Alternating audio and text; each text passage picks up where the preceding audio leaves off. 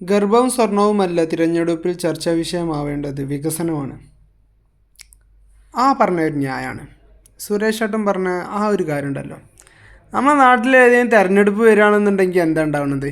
ഏറ്റവും കൂടുതൽ വരുന്നത് പീഡനം.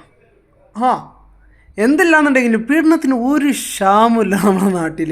തെരഞ്ഞെടുപ്പിന് ഫേമസ് ആയിട്ട് കേട്ടോ ഈ എല്ലാ എലക്ഷൻ്റെ ടൈമും വരുമ്പോൾ ഉണ്ടാവും അവിടുത്തെ നേതാക്കളുടെ ഏതെങ്കിലും കുറേ എണ്ണത്തിൻ്റെ പീഡന തെളിവുകളും കാര്യങ്ങളൊക്കെ ആയിട്ട് ഇങ്ങനെ ചറപറാന്നും പറഞ്ഞിട്ട് വന്നുകൊണ്ടിരിക്കും.